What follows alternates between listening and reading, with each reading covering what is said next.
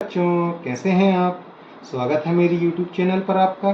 चलिए, हम पढ़ रहे हैं कक्षा छठवीं की गणित। कक्षा छठवीं की गणित में पिछली वीडियो में मैंने आपको बताया था कि आरोही क्रम में हम कैसे व्यवस्थित करते हैं। इस वीडियो हम देखते हैं अवरोही क्रम मतलब डिसेंडिंग ऑर्डर। चलिए, डिसेंडिंग ऑर्डर समझते हैं सबसे पहले हम। तो डिसेंडिंग ऑर्डर समझने के लिए हम देखें यहाँ आपको बहुत सारी काड़ियाँ, बहुत सारी स्ट्रिप जो हैं वो कैसी दिखाई दे रही हैं, कैसी अस्त व्यस्त दिखाई दे रही हैं। कहीं पर बड़ी रखी हुई है तो कहीं पर छोटी रखी हुई है। तो सबसे पहले हम इनको क्या करते हैं, अवरोही क्रम में जमाने के लिए सबसे पहले जो हमें चूज करना पड़ेगी वो चूज करना पड़ेगी इनमें से जो सबसे बड़ी काड़ी है। तो आप लोग देखो, सबसे बड़ी काड़ी कौन सी दिखाई दे रही है, ये। तो सबसे पहले हम क्या करते हैं, सबसे बड़ी काड़ी जो है उसको आगे रखते हैं। उसके बाद हम देखते हैं उससे छोटी कौन सी मिल रही है हमें, ये। तो इसको हमने क्या किया, उससे छोटी है तो उसको व्यवस्थित किया। अब उससे छोटी है तो देखो दोनों जो है वो कुछ सेम सी दिखाई दे रही हैं। तो सबसे पहले हम चेक करते हैं कि दोनों में से जो है वो बड़ी कौन सी है। इन दोनों में से ये वाली जो है वो कैसी है, बड़ी है, जो कि इससे छोटी है। तो सबसे पहले हम क्या करते हैं, इसको रखते हैं। ठीक है, इसके बाद हम क्या करेंगे, जो हमने सेकंड जो बची हुई है वो, जो कि इससे कैसी है, छोटी है। इसके बाद फिर क्या ये आती है, उसके बाद ये हमें मिलेगी और लास्ट में जो मिलेगी वो हमें सबसे छोटी काड़ी मिलेगी। ठीक है, चलिए, अब हमने देखा कि ये इसका जो ऑर्डर है वो कैसा ऑर्डर है, ये जो आपको दिखाई दे रहा है ये कैसा है, अवरोही क्रम है, जो डिसेंडिंग ऑर्डर है। ठीक है, ये बात क्लियर हुई कि डिसेंडिंग ऑर्डर क्या होता है, जिसमें सबसे पहले सबसे बड़ी काड़ी रखी हुई है और सबसे छोटी। ऐसे ही जब हम संख्याओं को व्यवस्थित करते हैं तो सबसे पहले हमें कौन सी संख्या लेना पड़ती है, सबसे बड़ी संख्या, और लास्ट में हमें कौन सी लेना पड़ती है, सबसे छोटी संख्या। चलिए, हमारे पास एक क्वेश्चन है, इस क्वेश्चन को हम सॉल्व करते हैं। हमारे पास जो 4 नंबर लिखे हुए हैं, इन 4 नंबर को हम अवरोही क्रम में व्यवस्थित करते हैं। तो इनको अवरोही क्रम में व्यवस्थित करने के लिए हमने देखा कि इन चारों में से जो सबसे बड़ा नंबर है वो क्या दिखाई दे रहा है हमें, 85,400। तो सबसे पहले जो नंबर आएगा वो आएगा हमारा 85,400। Very good.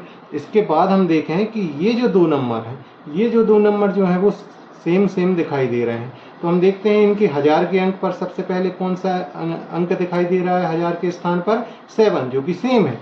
चलिए, उसके बाद जो है वो यहाँ पर 5 है और यहाँ पर दे रही है हमें 7,861, और उससे छोटी कौन सी दिखाई दे रही है हमें, 7,500। तो सबसे पहले हम कौन सी व्यवस्थित करेंगे, वो लिखेंगे 7,861। इसके बाद जो नंबर आएगा वो आएगा 7,500, और लास्ट में जो सबसे छोटी है वो कौन सी दिखाई दे रही है हमें, 5,000। तो इसको हमने क्या किया, लास्ट में 5,000 लिख दिया।